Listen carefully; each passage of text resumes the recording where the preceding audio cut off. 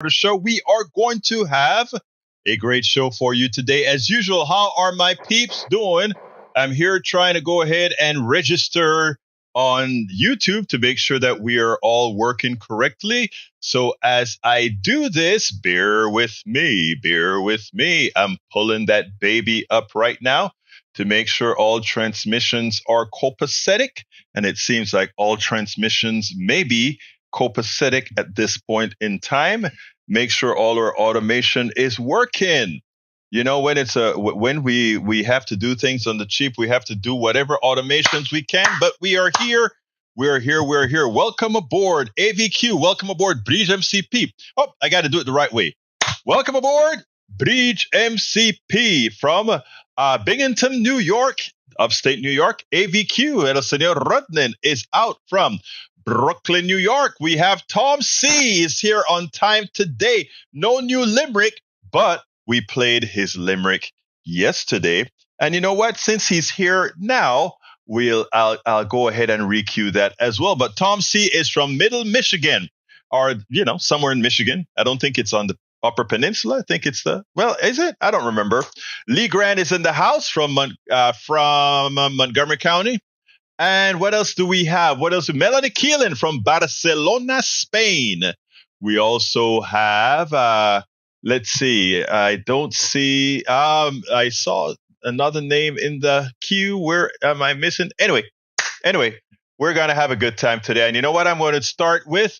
Since I can see my brother in the house, I am going to see if I can find that great limerick by our brother, and then we're going to play it again. Brighton,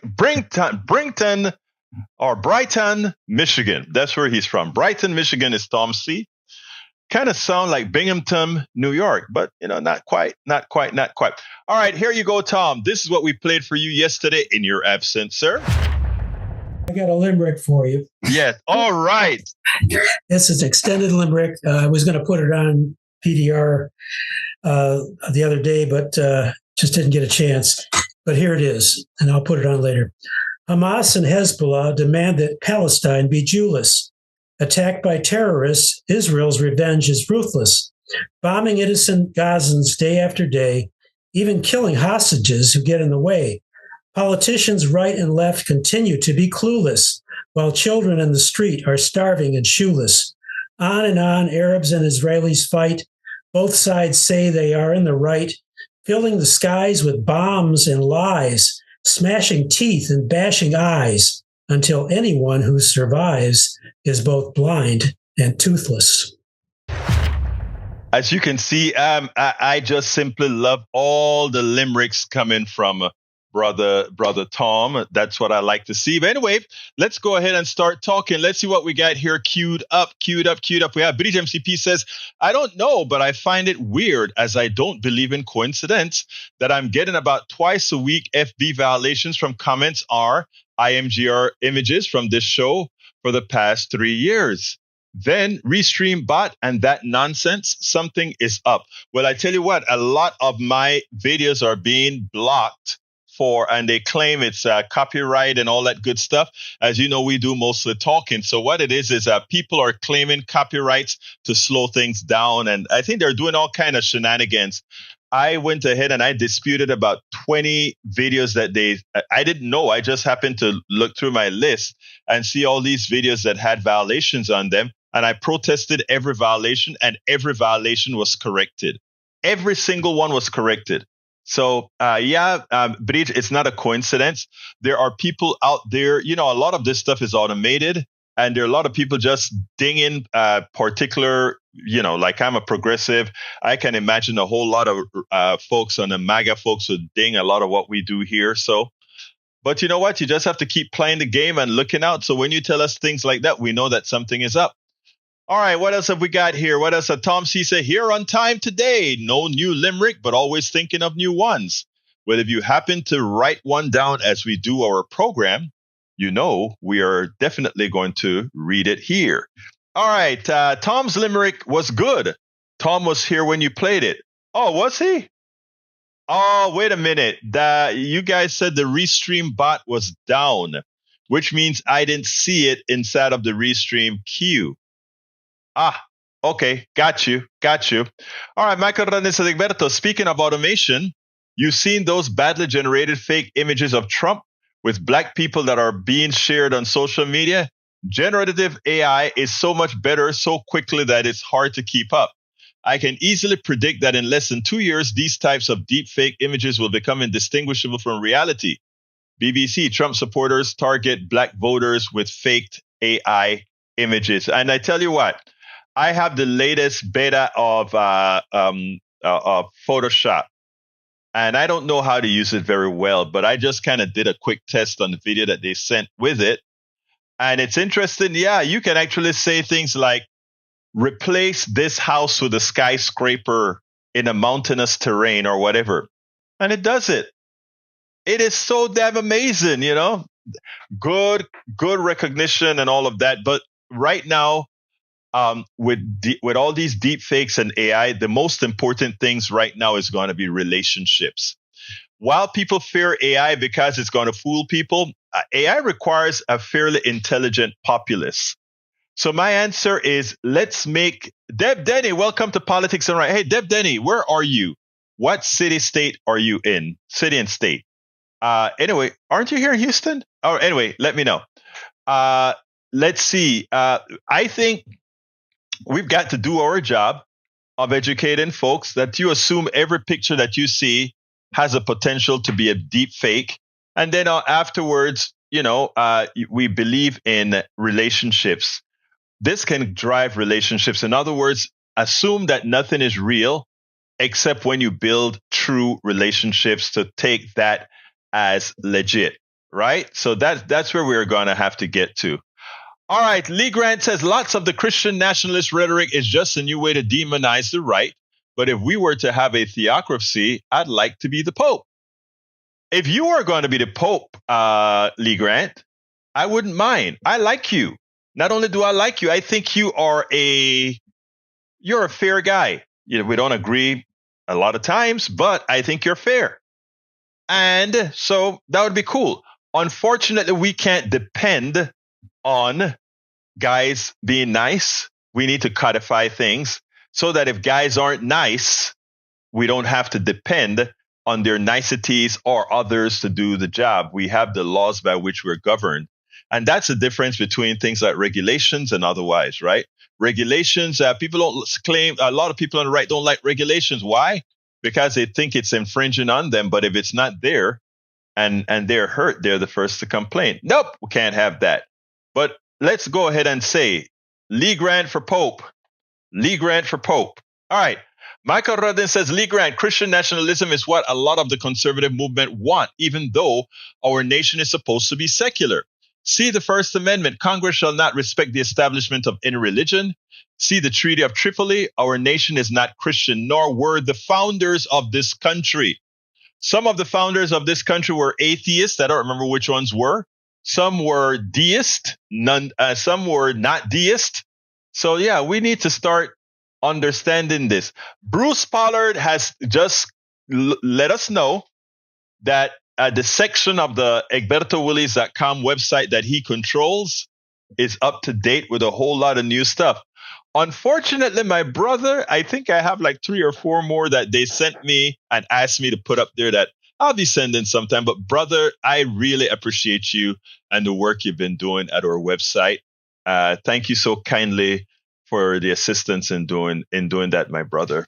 Muchísimas gracias. And also, Bruce, I don't know if you called Robin or not, but your KPFT contribution was appropriately applied to the under my tally at KPFT. So you guys have made, those of you who are here or even at KPFT have made our show, and notice I said our show, one of the top grossing shows at KPFT because of you. I mean, we could not do this without you. And also you show the importance of having good programs that engage people and it's not scared to actually talk subjects. So for all of you, thank you very much. Whether it is that you contribute here. By the way, everything contributed to KPFT goes entirely to KPFT. And as much as I get up in the mornings at 5 to do the KPFT program at 6 every single day. I make zero at KPFT. It doesn't matter how many thousands of dollars I raise for KPFT. I just want you to know that, because what we get in contributions here by your subscriptions to our newsletter, by your subscription to our channel, etc., that is what goes here. But everything else that you do at whenever I'm at KPFT and we're soliciting at KPFT, I see none of that. I just want people to understand that. When you support here, you're supporting politics done right here. When you support KPFT, you're supporting. When you support politics done right on KPFT, you're supporting KPFT. Just to be clear. All right. Where else are we now? Para ver. Bridge MCP says Michael Rudnan, Lee Grant, Christian nationalism is what a lot of conservative. Oh, that's a repeat. Okay, Bloomington, Indiana. I gotta register that. Deb Denny, gotta register that. All right, Mike Cisa said, Egberto, I'll be spending each day this week and next week correcting the lies you and others here believe.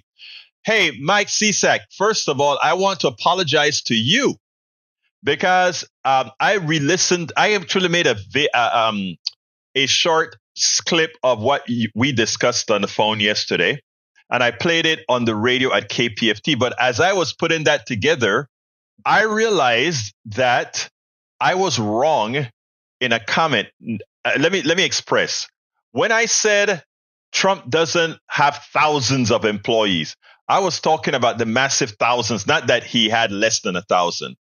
But when I re-listened to the audio, I'm like, oh my God, I am actually saying the way it sounded like it's less than 1,000 employees. So your pushback was absolutely right. He has thousands of employees, to be exact, 22,000 employees. I've always said that when I make a mistake that is correctable, I do it as soon as possible. I do it immediately. So I just wanted you to know that you're correct. The guy does have thousands of employees in businesses that he runs. That doesn't take away that most of his businesses are just licensed and so forth. And I forgot to bring you the Wikipedia link that listed all the Trump businesses, and you can see which ones are run by him and which ones are not. But I like to be fair and correct my mistakes as well. All right. Bridge MCP says, take all the time you need, MAGA Mike. That's what I called him I don't remember what I called him, but respectfully. And also, after I played your piece on KPFT, it created a lot of commentary. And they asked me, why do I called you a good person? And one of the daily callers originally was sort of upset that I called you a good person. And I said, no, you are in fact a good person, sanctioned or controlled by the externalities that makes you or who you are. And then I mentioned as well some of the things that you put in the commentary, some of them pretty racist, but and when I said that, Johnny said, well, how can you call him a good person? I said, Johnny, I have a lot of friends that are racist. And I just have to look at my own experience of the isms that I had of my own. And if I'm willing to fix them, others should be willing to fix theirs as well. That's all. But anyway, I appreciate your presence here, brother Mike. I wanted to just let that be known of what we did. All right.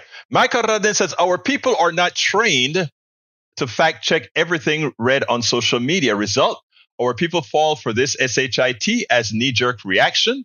It's going to get so much worse as deep fakes are soon going to be indistinguishable from reality. You absolutely correct, brother. The current problems with generative AI, busted fingers, too many arms, gibberish written on T-shirts, etc., will be fixed long before we are ready for it.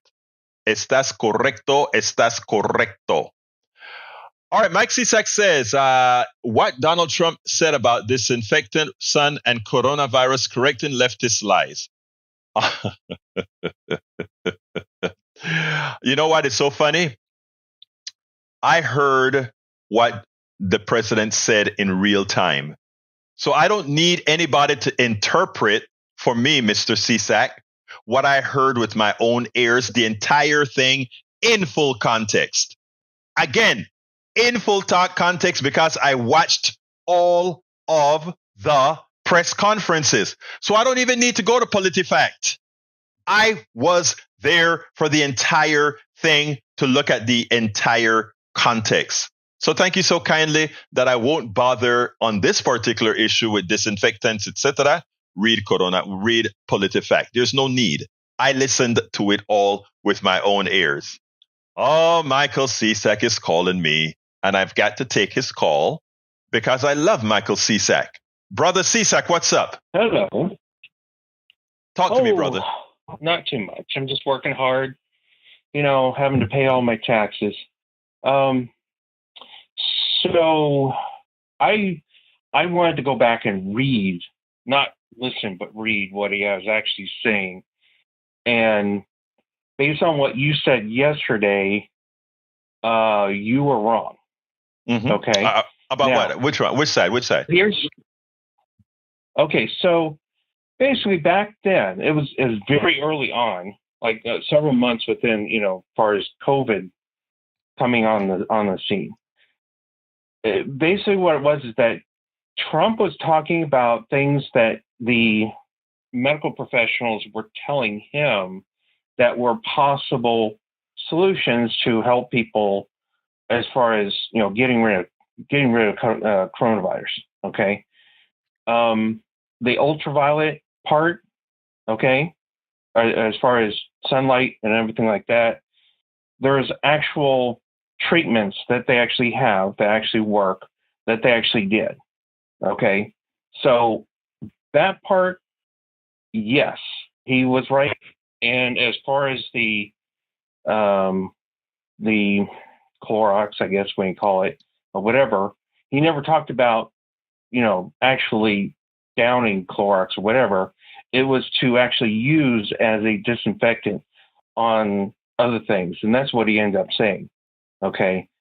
I know you think you heard differently, but the problem is that it was later that you heard all these leftist journalists saying, "Oh, he was talking about people downing Clorox," and that's Michael where Cisak, the lie came from. It was Brother from Cisak, a whole bunch of lie, a whole bunch of Brother Cisak. Okay, look, I have some videos to play. I want to give you. Wait. I am going. No, I'm not going to read it. I'm going to get the video for you. Okay, that's what I'm going to do. I don't need to read something when there is video out there so you can hear what the guy is saying in the context in which he's saying. So again, I linked it, Brother Cisak. Okay, I will get it for you. I'll play it for all to see. Okay, because again, the revisionist history to make Donald Trump's stupidity, to make Donald Trump idiocy, to make Donald Trump lack of intelligence. I can't. Let me tell you something, Cisak. You're a very smart man. I don't have any doubt about it. I hear how you come up with things, but let me tell you what I think you proved to me. That adherence to an ideology can allow you to use your intelligence to try to make your idol more than that idol really is, to make that idol actually intelligent. You can't do that. Donald Trump is a dummy, okay? Donald Trump is a dummy that was given a silver spoon, and he lost each time. He's bankrupt his companies each time. There's nothing that you can say, my brother. And what I'm saying is you are too intelligent a person, because you and I have spoken about other things as well. You're an intelligent brother. You're too intelligent to try to defend a clown like this. But brother, Mike, I want to, it's kind of late, and there are 3 videos that I got to do you have free will to call this show every day, and you can come and take out our lies that you said in the chat. I'll be happy. Well, I'm posting. Good. I'm posting. You can read it. Yeah, okay, thank and then you. they can find out that they're wrong and what they think. No problem, Mike. Mike, so, remember, Mike, I want to end this conversation this way. You are intelligent. Don't allow ideology to change that. Thank you for calling, my brother. We'll talk some other time. That's your problem. You are using your ideology to color what you hear. All right. Brother, we'll talk. I'm posting I promise you. What was actual. Thank you, brother. We'll continue our discourse. And here it is. You're ignoring the actual fact. That's your problem. Okay. Well, I tell you what, I will play it for everybody on the show just because you brought it up. I'll get it and do that. Okay? All right. Thank you, brother. Peace. Sometime this week. Save that. Thank you, brother. Peace. All right. That was our brother, Mike Cisak. As you see, again, we disagree, right? And the conversation that we have here, I want us to start thinking about that. This guy's not like Johnny asked me today, is Mike Cisak a bad guy? No, he's a good guy. And people get pissed off when I say that because, but look,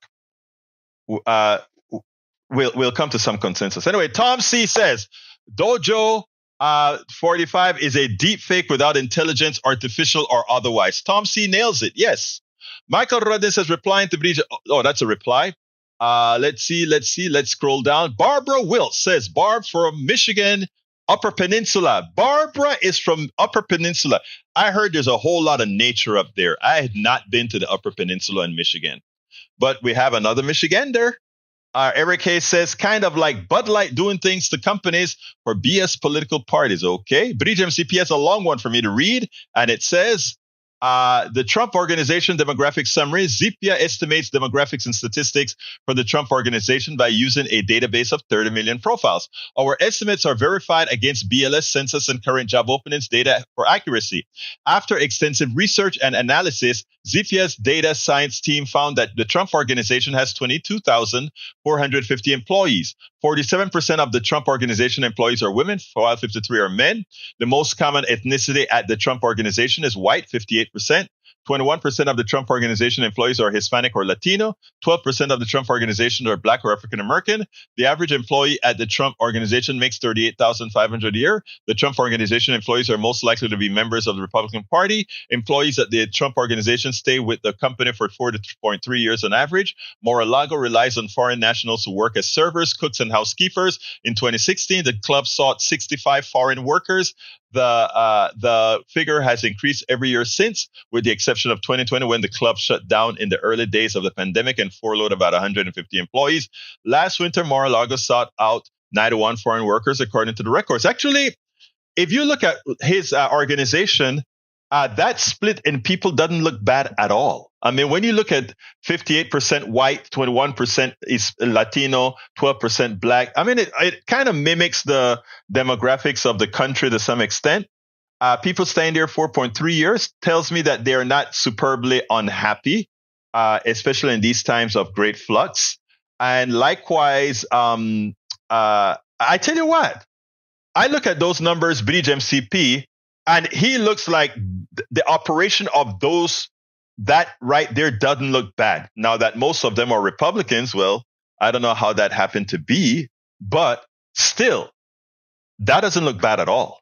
I think that looks pretty good, and I would commend his managers for a number like that, especially given who he is, right, and what he says. All right. Egberto has low standards to rate peeps as good people. Let me tell you what I do. I try to find a good thing in somebody, and then I try to highlight that. And then they live up to the expectation. It was like the cop who stopped me for being Black. I wrote it in this book as well. Tribulations of an Afro-Latino Caribbean Man. The cop stopped me for being Black. Okay. I mean, he wouldn't admit it, but he was very nice. In as much as he did that, he was very nice. And I spoke about him at KPFT. And I also wrote a blog about it. The guy got a commendation after it went viral. But progressives at KPFT wanted my head on a platter because I was kind to the police officer who treated me like a human being, in as much as he stopped me for driving while black. My goal, folks, is the following, right? I think you can get people to live up beyond who they are, but who many people hope that they would be. I don't want to say hope. People will them to be. Maybe I'm stupid. I don't think so because I've seen it work, Anyway, British MCP says, after yesterday, we established how misinformation he has and that he is full on MAGA. We doing this again? No, Breach, I get you. I read you. I get you. Let him put these things out here. You know why? Because again, it is good for every brother CSEC out there. There are tons of them. And when we address that, one of the big things right now you'll see in the people, some parts of this country, is they said they are ignored. We simply say, guys, you're stupid. You don't know what you're talking about. And then you ignore them. And then you leave that cancer festering. If you keep engaging it, that's what I think. Okay. All right, Egberto, if you see this while on the phone, please read it out for Mike. What are we talking about? If I see what Michael Rudnin, okay, here we go. Michael Rudnin, light therapy is useful for other conditions, but not for COVID. And using disinfectants internally, that's just a good way to get someone killed. Mike C., what you have to understand is that Trump's actions during the pandemic, downplaying the pandemic, caused an excess of 400,000 American deaths. That is a fact, and there's nothing Mike CSEC can do to change that. There's nothing Mike CSEC can do to pretty much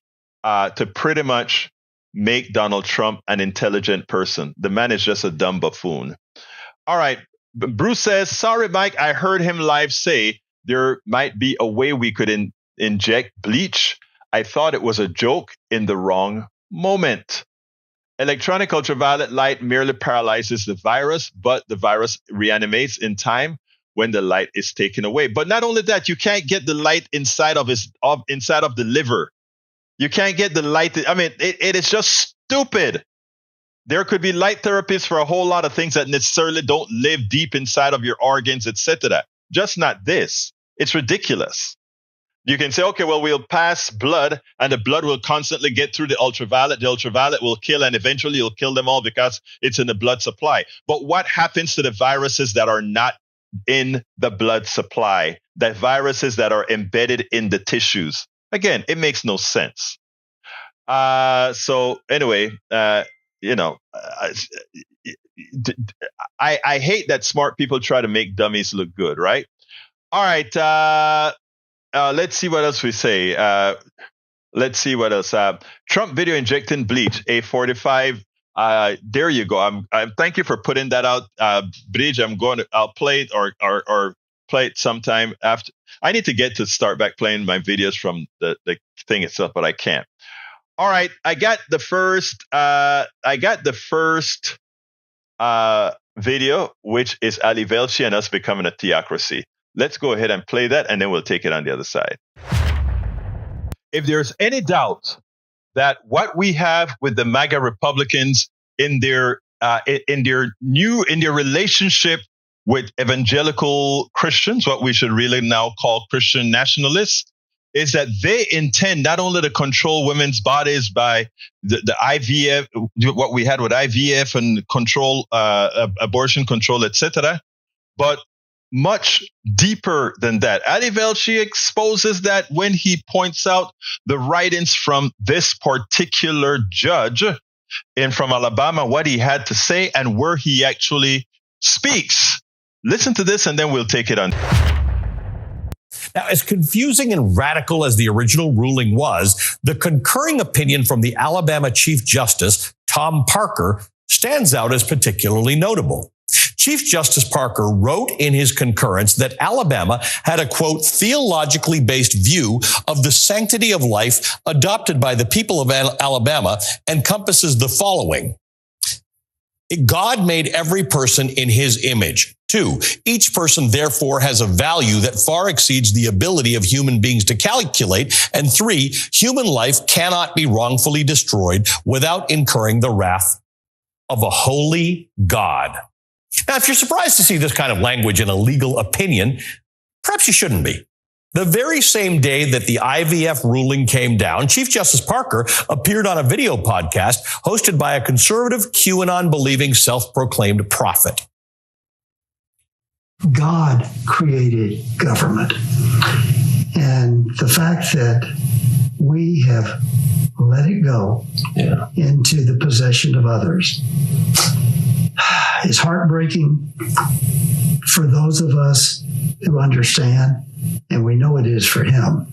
And that's why he is calling and equipping people to step back into these mountains right now. Step back into these mountains right now.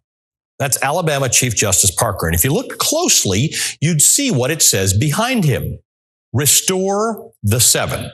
That's a reference to the 7 Mountains Mandate, or the 7 Mountains Dominion, which is a Christian evangelical and Pentecostal belief that urges its followers to establish God's kingdom on earth by controlling the 7 mountains of society: family, religion, education, arts and entertainment, commerce, media, and governments. And as Parker said, he believes that God created government and that God is calling and equipping people to step back into those mountains of society.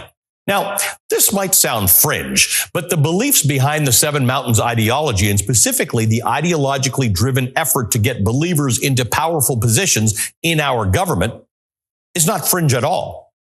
U.S. House Speaker Mike Johnson recently said that he believes the separation of church and state is, quote, a misnomer. In an interview on CNBC, Johnson said that he believes the founders did not want the government to encroach upon the church, not that they didn't want principles of faith to have influence on our public life. It's exactly the opposite, end quote. Shortly after he became speaker, Johnson was apparently not aware that there was media in the room when he compared himself to Moses while speaking about his ascension to the speakership in a speech to conservative lawmakers. This week, a state senator in Oklahoma made a statement about the death of a non-binary teenager named Nex Benedict, who was beaten in a school bathroom the day before they died. The senator said, quote, "We're going to fight to keep that filth out of the state of Oklahoma because we are a Christian state," end quote. Another political action group that follows similar beliefs, called My God Votes, aims to rally believers to get involved in government and to vote for their endorsed candidates. The pastor who ran its inaugural event last month in Houston started off by listing the many people who will be on the ballot during this primary who were in attendance, including a candidate for Congress, state senators, state representatives, school board officials, and sheriffs. And then he said this.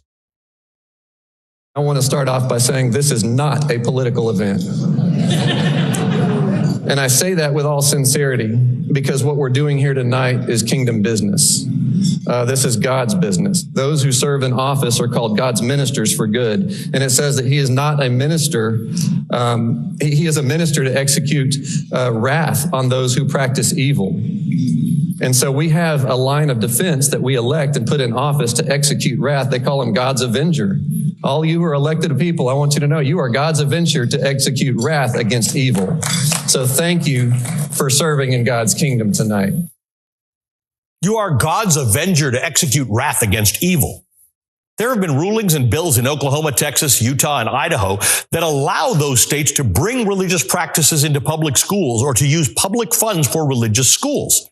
I could go on. There are seemingly endless examples of recent blurring of the line or overt tearing down of the line between church and state. But our founders, the very first thing they decided to fix with the role of religion in this country, the First Amendment, written in 1791, reads, "Congress shall make no law respecting an establishment of religion or prohibiting the free exercise thereof or abridging the freedom of speech," which is the one we normally associate with this amendment, "or of the press or of the right of the people peaceably to assemble and to petition the government for a redress of grievances." The very First Amendment. What the founders meant by establishment has been debated intermittently since this was written, but despite many challenges to the so-called Establishment Clause, the Supreme Court affirmed the separation of church and state repeatedly over decades.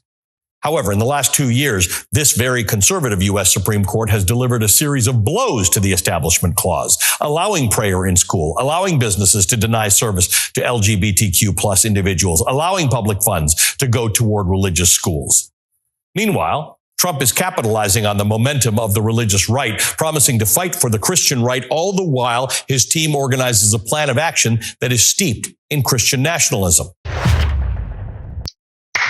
Now, if that is not simple enough to understand, if you take a look at the trajectory of not only the judge in Alabama, but the new Speaker of the House and Johnson, and if we go ahead and listen to their words, again, this is that completely evil alliance between MAGA and Christian nationalists to control not just women, to control not just bodies of others, but to simply pervert what is the United States of America, something that we simply cannot allow to occur. We spend a lot of time deconstructing the news track.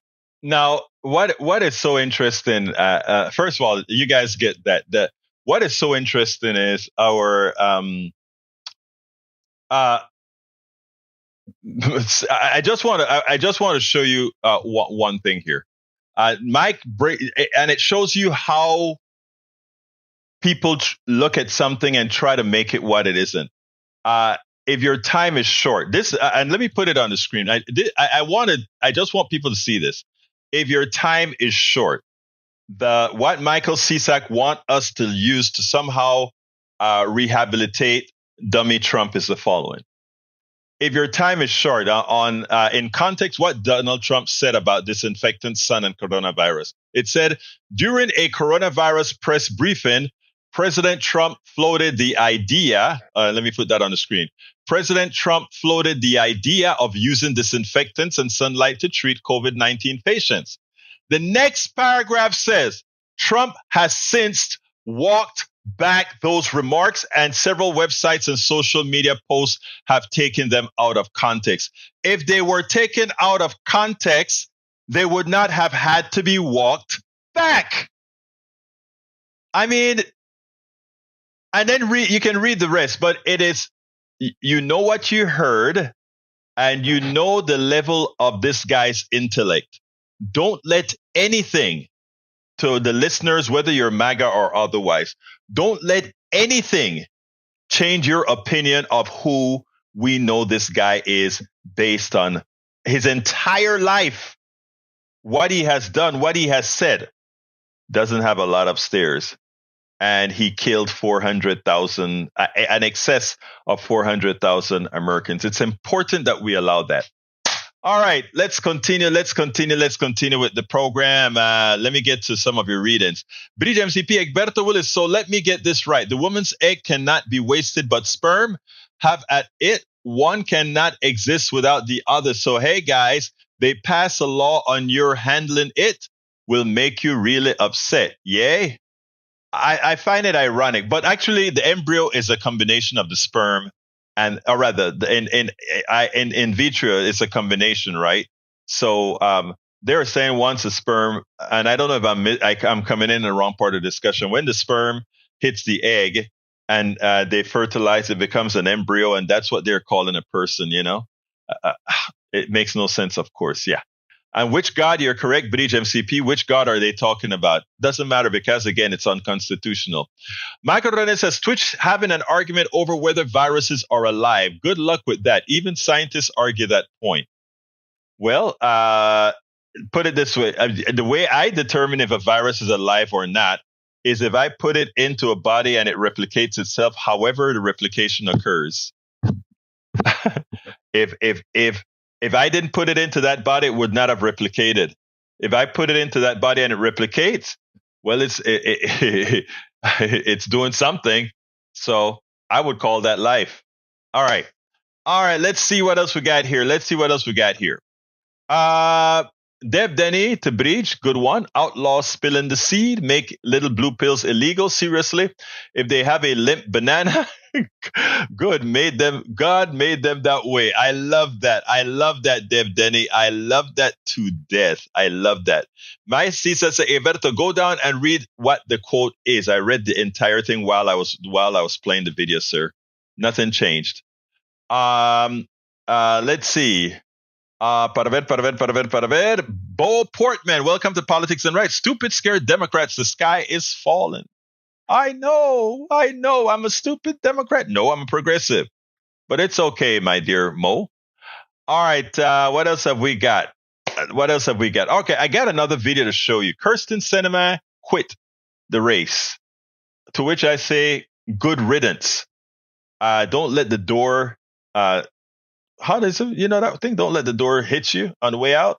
Check this out. Breaking news. Kyrsten Sinema is not running for the Senate, the senator of Arizona. Good riddance.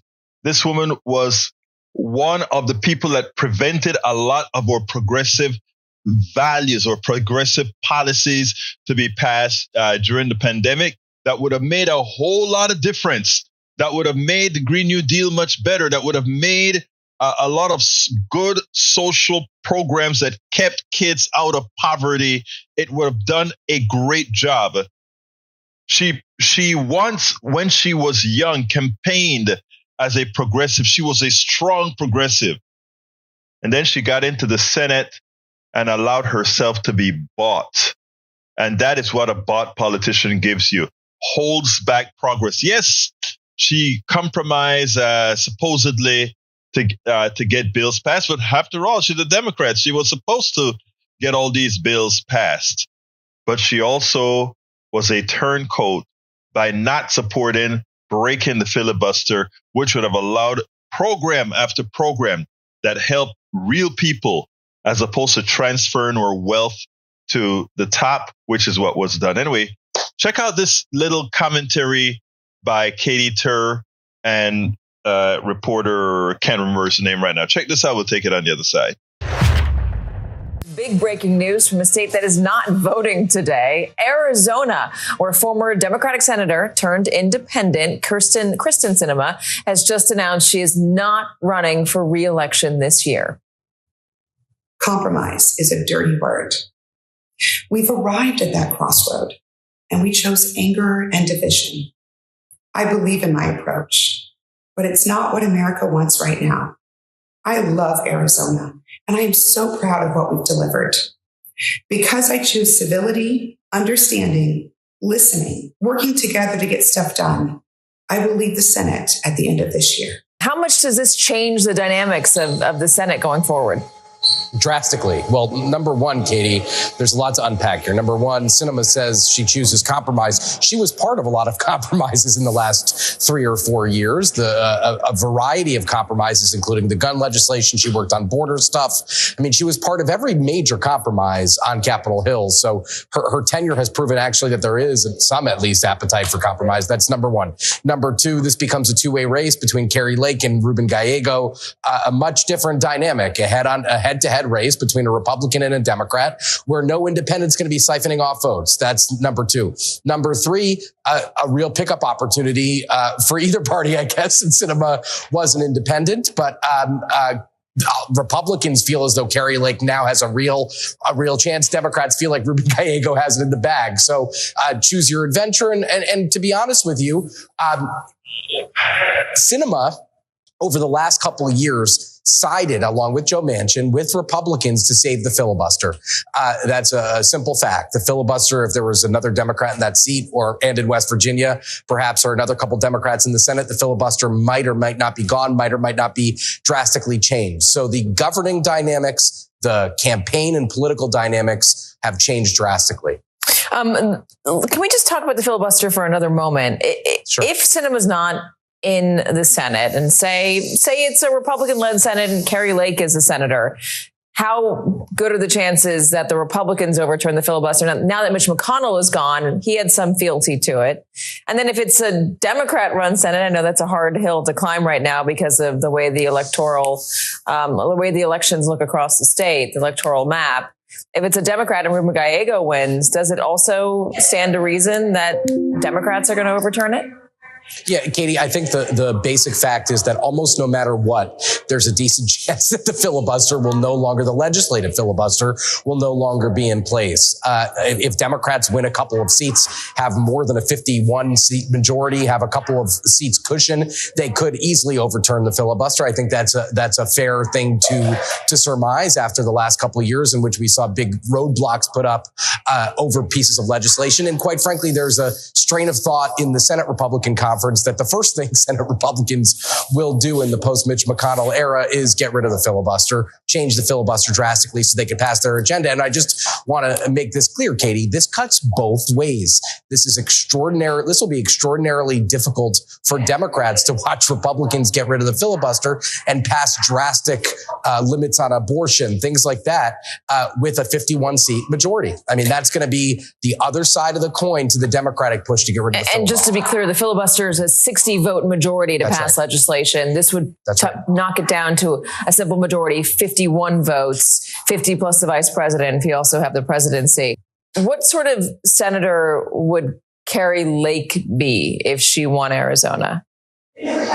I think she'd align herself with the hard line of the Senate Republican Conference, a coalition that's growing. And Katie, we've been thinking and reporting a lot in the last couple of days since Mitch McConnell announced that he would no longer be the leader come November about the different pockets in the Senate Republican Conference, been thinking and reporting a lot about those and what the makeup is. And still, I would say that the majority of Senate Republicans are still allies of Mitch McConnell and kind of old, to the extent they still exist, old school Republicans, traditional Republicans. But that caucus, that little pocket of hardline Senate Republicans is absolutely growing. And to be honest with you, it makes sense and it's smart that Kari Lake is trying to play for these Sinema voters who are, in her mind, independents and would not vote for a progressive like Ruben Gallego, although he's not as progressive as some people might make him out to be.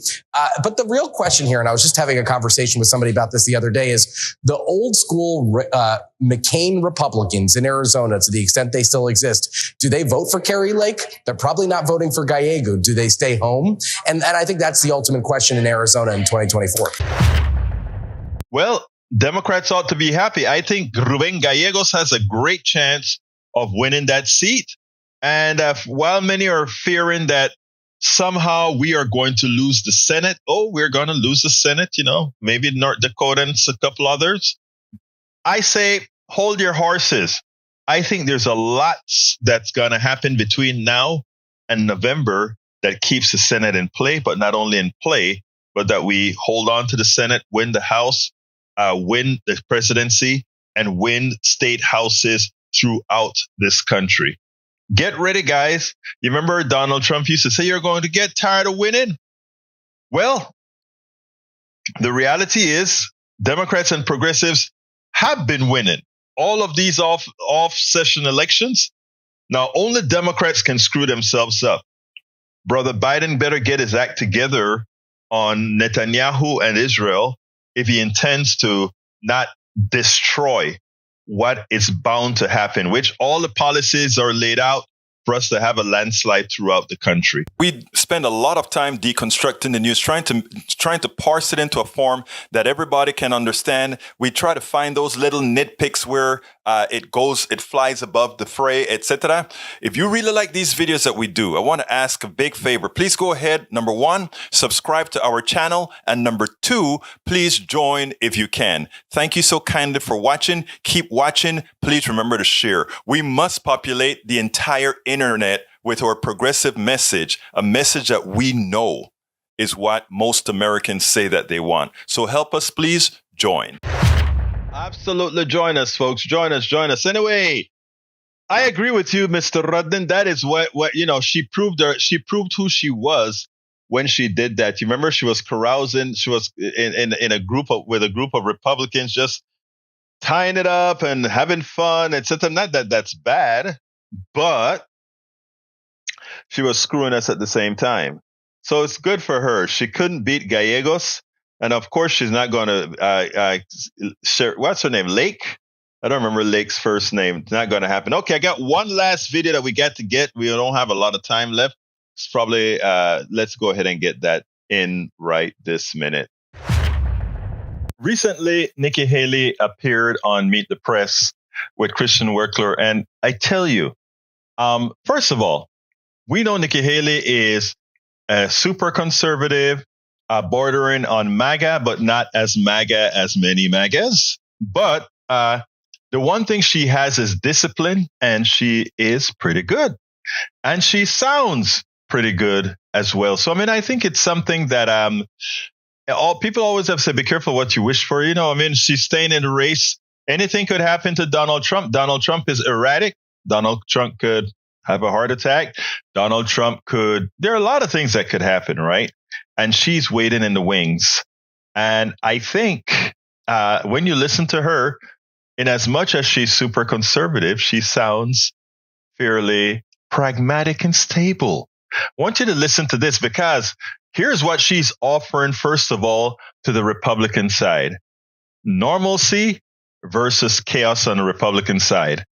And on the Democratic side, for those people who are moderates and who can be fooled into believing she is a moderate, she could make a race that is closer than one would expect. And given the narrative that she's doing on old men right now, I think, and given Biden's problems that he's currently having with Israel, in other words, supporting the massacre, the genocide of a whole lot of people, I mean, who knows?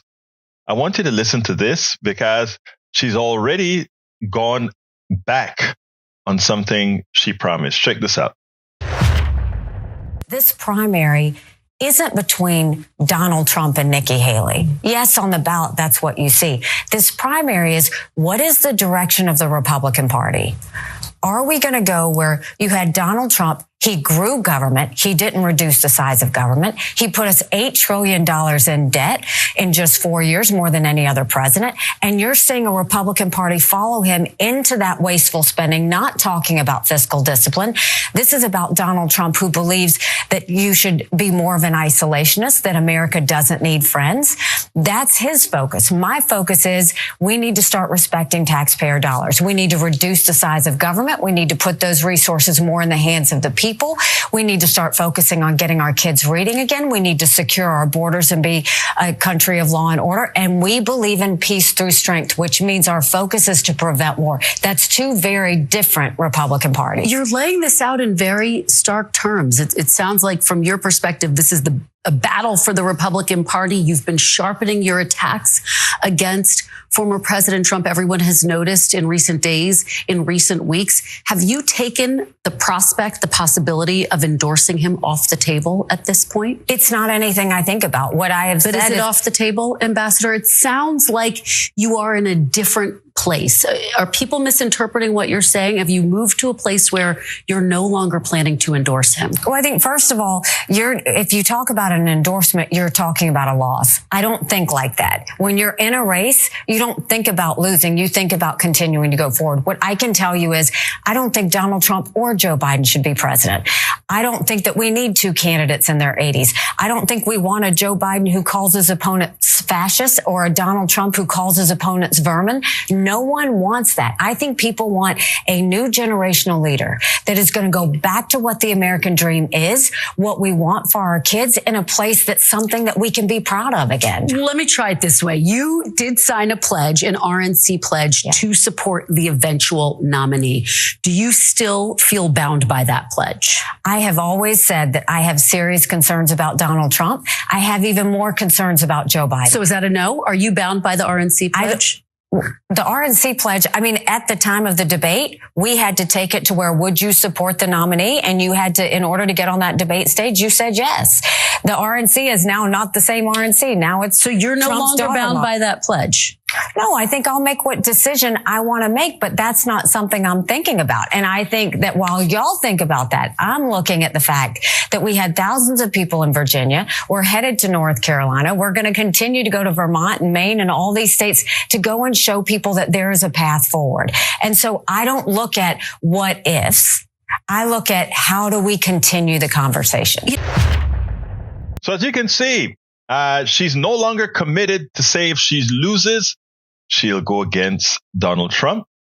But also, she's no longer committed to just staying out if it's all over. So I think we should really be cognizant. I mean, not necessarily a super word, but be cognizant that she could be a horse that's not yet out of the game, and a horse that even if she kind of just hangs in there, maybe waiting for something to happen. And with two old men running, something can happen on either side. Something we better think about.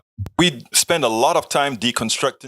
Absolutely so, folks. Anyway, folks, please support the program. You can do that by going to politicsdoneright.com/support, which I just put into the feed. Likewise, you can subscribe to our newsletter, politicsdoneright.com/newsletter. Paid subscribers of our newsletter can read all of our books free of charge online at our Substack newsletter. Please consider getting my new book. My new book is out. Go to politicsdoneright.com/books, politicsdoneright.com/books, and guess what it's called? Tribulations of an Afro-Latino Caribbean Man. I think you're going to love it. The stories that I tell in there, quite a few. You can see the table of contents, quite a few stories in there you're going to find intriguing. And subtitle is Racism Didn't Stop My Smile, Hope, or Journey Forward. Again, Tribulations of an Afro-Latino Caribbean Man. Please consider getting this book today. Go to politicsdoneright.com/books and putting it on the screen. And by the way, folks, when you purchase books from us, when you contribute to us, you make sure that I can continue doing all of this. This is a 16-hour a day job. We're cutting videos, putting things out there, writing stories, writing articles, writing books. All these things are done because we have to put our message out there as well. And while the other side has a lot of investors, rich investors that put it in there, the progressives don't get that. People talk about Soros. I've never seen a penny from George Soros. All the things that support me doing what we do here is either from the minor sales in books and what the people who become subscribers to our YouTube channel, subscribers to our Patreon. And by the way, let me put a link to our Patreon today. I haven't put that out in a while. Go to Politics. If you want to become a patron, we have all kinds of programs here too. politicsdoneright.com/Patreon, politicsdoneright.com/Patreon. A lot of ways to support what we're doing, but, consider the book as well. Anyway, my name is Egberto Willies. This is Politics Done Right. And you guys know how I end this baby. I am what? Out.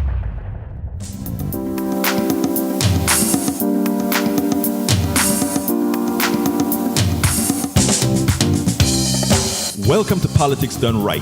I am your host, Egberto Willies.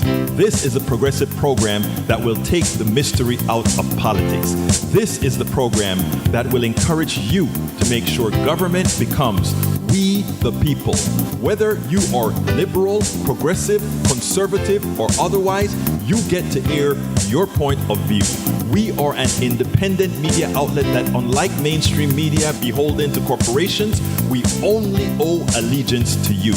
Remember, you can also send me a tweet at EGBERTOWILLIES. That is at Egberto Willies. Let us engage. It is Politics Done Right.